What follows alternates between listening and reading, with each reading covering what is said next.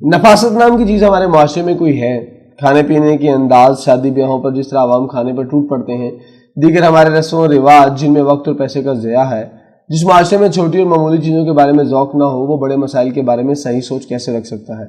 हालत यह है कि बड़े शहरों को हम खुद साफ रख नहीं सकते और सफाई के ठेके बैरूनी कंपनियों को दिए हुए हैं। जो माशरा सफाई के काबिल नहीं, वो आइन और कानून की पासदारी कैसे कर सकता है? क्या वजह है कि अंग्रेज जब इस ज़मीन के हाकिम थे तो बड़े शहरों को साफ रखा जाता था, म्यूनसिपल सर्विसेज गंद उठाती थीं और सड़कों पर पानी का छिड़काव हुआ करता था, बागात और दरख्तों की तकद्दुस को मलहूज़े खातर रखा जाता था। आज़ादी मिलने पर वो सब चीज़ें आहिस्ता आहिस्ता क्यों बर्बाद होने लगी?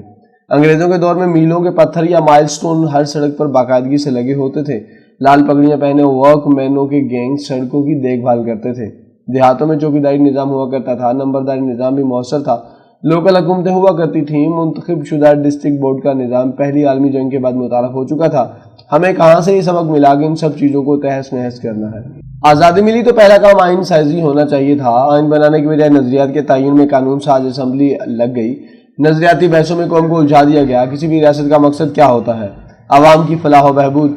इस जवाब पर पहुँचने के लिए किसी बड़े फलसफे की ज़रूरत नहीं, लेकिन अकाबरीन मिल्लत ने जहाँ प्रैक्टिकल काम करना था, हवाई बातों में पड़े रहे और आज तक हम इन्हीं बातों में पड़े हुए हैं। अयूब खान खुद साख्ता फील्ड मार्शल थे। किसी जंग की वजह से वो फील्ड मार्शल ना बने और तो उन्होंने कुछ ना किया। दारुल हुकूमत को कराची से यहाँ मुंतकिल करने की कौन सी इतनी ज़रूरत थी? कराची एक मॉडर्न इंटरनेशनल किस्म का शहर था, उसकी आउटलुक कॉस्मोपॉलिटन थी। वहीं दारुल हुकूमत रहता तो शायद हम पैंथर की जंग से बच जाते। कराची में बैठ के हिंदुस्तान दुश्मनी हमारे हिसाब पर इतनी भारी ना पड़ती। बड़ी बड़ी बंदरगाहें जहाँ दुनिया भर से तिजारत होती है, अमूमन जंगजुआना जहन नहीं रखती। ये सोचें हमने पाली है कि हिंदुस्तान से ये करना है, कश्मीर का मसला इस अंदाज से हल करना है और अफगानिस्तान में फला जहाज शुरू करना है। ये इस्लामाबाद की आबोहवा की पैदावार हैं। कराची में रोकड़ा यानी रुपया चलता है। लोग पैसे कमाने की सोचते हैं, ना कि जंगों के बारे में। लेकिन खुद साख्ता फील्ड मार्शल साहब ने समझा कि मैं बड़ा काम कर रहा हूँ। आखिर में उनके खिलाफ इतनी नफरत पैदा हुई कि घर से बाहर निकलने के काबिल ना रहे। देखा जाए तो हम नजरियात की मारी कौम है। कौम बना सके ना ढंग का काम कर सके, लेकिन हर मोड़ पर हर मौका पर नजरियात का झंडा हमने बुलंद किया।